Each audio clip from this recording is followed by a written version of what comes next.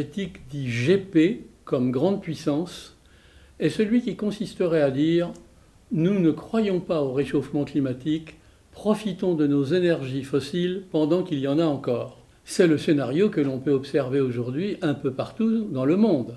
Les énergies fossiles continuent de représenter près de 90% de notre consommation d'énergie. Ces énergies sont tellement simples à utiliser qu'on devrait d'ailleurs plutôt les appeler les énergies faciles.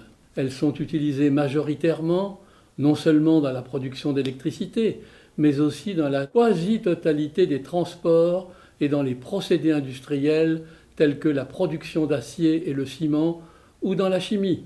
Dans la lutte contre le réchauffement climatique, nous devrions cesser d'utiliser les énergies fossiles avant même qu'elles ne disparaissent de nos sous-sols. Les calculs indiquent en effet que nous ne devrions pas utiliser plus de 25% du stock d'énergie fossile encore disponible et laisser les 75% autres là où ils sont. Sacrifier la moitié des énergies fossiles fournies par la nature serait une sagesse bien peu compatible avec les comportements humains. Un point essentiel qui ne facilitera pas l'abandon rapide des énergies fossiles est le fait que les grandes puissances en compétition pour le leadership mondial, les États-Unis, la Chine, l'Inde ou la Russie, pour n'en citer que 4, sont les grandes puissances qui possèdent à la fois les plus grosses réserves d'énergie fossile et les plus grandes armées. Qui donc forcera ces pays à changer de stratégie énergétique ? C'est pour cette raison que nous avons baptisé ce scénario GP comme grande puissance. Dans la transition énergétique qui s'engage, les énergies fossiles disposent d'avantages concurrentiels importants. Nous avons déjà cité leur facilité d'utilisation. Il faut y ajouter leur prix de revient compétitif et leur effet volume du fait que le monde entier est équipé de machines à énergie fossile. Les énergies fossiles disposent également d'un excellent facteur de charge. Elles sont disponibles 24 heures sur 24 et elles sont faciles à arrêter ou à relancer. Leur seul inconvénient reste le pire, elles émettent beaucoup de CO2.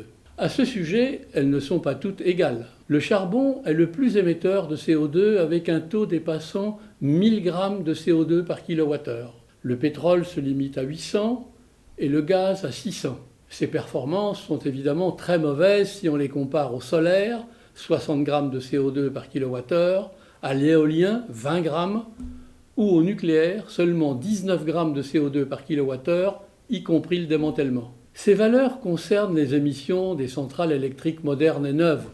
Les centrales intégrant des équipements plus anciens pourront présenter des valeurs moins efficaces.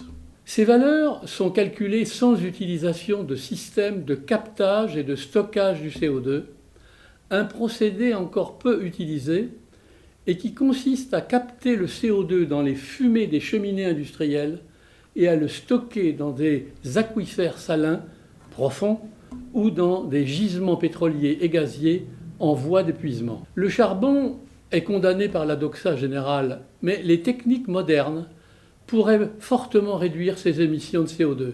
On pourrait les ramener au niveau du gaz naturel, soit un peu plus de 600 grammes par kilowattheure, et même aux alentours de 200 grammes par kilowattheure, en utilisant les techniques de captage et de stockage du CO2.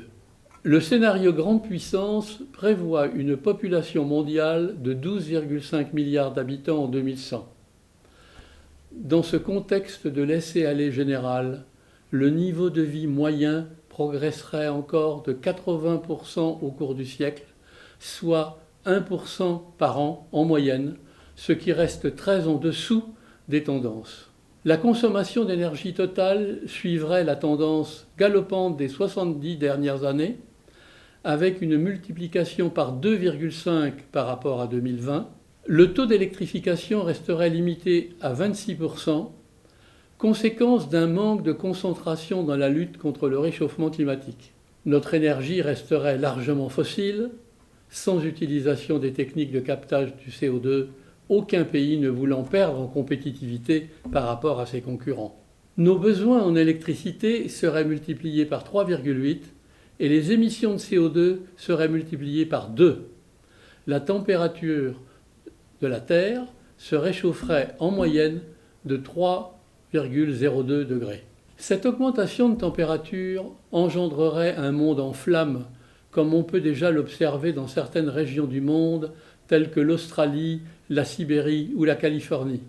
Ainsi se présenterait l'inquiétant scénario des grandes puissances qui rendrait la Terre inhabitable pour nos descendants.